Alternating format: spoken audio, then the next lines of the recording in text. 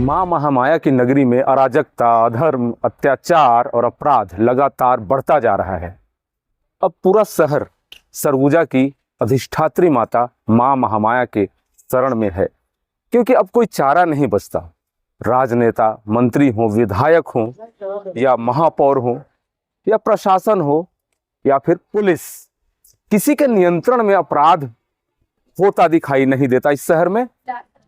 कभी पत्रकार पर हमला किया जाता है, कभी बेटियां सुरक्षित नहीं होती, कभी बहुत बड़ा अत्याचार होता है महिला पे। मां महामाया की नगरी में ये हो क्या रहा है? आखिर शहर किस दिशा में जा रहा है? जहां लोग पहले एक दूसरे से भाईचारा बना के रखते थे, हिंदू हो, मुसलमान हो, सिख हो या ईसाई हो, लेकिन वर्तमान की परिस्थितियां, सरकारें किसी की भी हो, कांग्रेस कहती है हम अपराध खत्म करेंगे, भाजपा कहती है कि कांग्रेस के जमाने में छत्तीसगढ़ अपराध का गढ़ बन गया था, हम उस अपराध के गढ़ को खत्म करेंगे, लेकिन अपराध का गढ़ और बड़ा होता जा रहा है, मजबूत होता जा रहा है। आखिर लोग क्या करें? शहर में अंबिकापुर शहर की बात करूं तो आए दिन कुछ न कुछ घटना ऐसी होती है जो हृदय विदारक होती है या मानसिक स्थिति विचलित करती है लोगों की।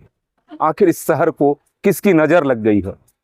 हिंदू हो या मुसलमान हो आपस में लड़ रहे हैं, जबकि पहले यह शहर भाईचारा के मामले में, आपसी सौहार्द के मामले में पूरे प्रदेश का एक उदाहरण बताता हुआ शहर हुआ करता था। सीसीटीवी कैमरे में कई अपराध घटित हो रहे हैं, कैद हो रहे हैं। पुलिस लाचार है। क्यों लाचार है यह भी बताना चाहूंगा। पुलिस पर भी पॉलिटिकल प्रेशर होता है। पुलिस के पास संसाधन नहीं है, बल नहीं है। पुलिस यदि अपराधियों का जुलूस निकालती है तो मानवाधिकार चढ़ता है। यदि अपराधियों पर 3rd डिग्री पुलिस लगाती है तो भी पुलिस को कोर्ट में खड़ा होना पड़ता है, दोषी पुलिस होती है। तो ऐसे में पुलिस भी क्या करे?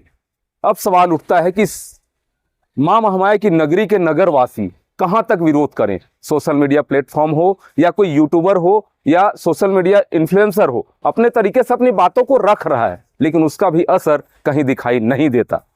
आए दिन लोग मार खा रहे हैं, मार रहे हैं, या भूमि विवाद, जमीन विवाद या भूमाफियाओं का कब्जा, ये सब शहर में। आखिर यह शहर किसकी नजर में है? आखिर यहां ये क्या हो रहा है? अब ऐसी स्थिति में पूरे शहरवासी या पूरे सरगुजा के वासी, घटनाएं क्या क्या हुई आप सभी अच्छे से जानते हैं। सब अपने मोबाइल में देख रहे हैं कि घटनाएं, आपराधिक घटनाएं कितनी बढ़ रही हैं। आखिर इन घटनाओं को रोकने, मैंने कहा, यह पूरा सिस्टम क्यों लाचार हो उठा है? कौन कदम उठाएगा? यहाँ आईजी कार्यालय है, एसपी कार्यालय है, यहाँ एसीबी कार्यालय है, एसआईबी, सारे लोग यहाँ मौजूद हैं। उसके बाद भी आखिर अपराध रुकने का नाम क्यों नहीं ले रहा है? ये बहुत बड़े चिंता का विषय है। निश्चित तौर पर अब लोगों को यहाँ के अधिष्ठात्री माता मां महामाया के शरण में आना ही पड़ेगा, तब शायद अपराध का ग्राफ इस आध्यात्मिक और मातृत्व शक्ति के सामने कुछ कम हो। अब आने वाला वक्त ही बताएगा कि अपराध का ग्राफ जो बढ़ रहा है वो कैसे कम होगा।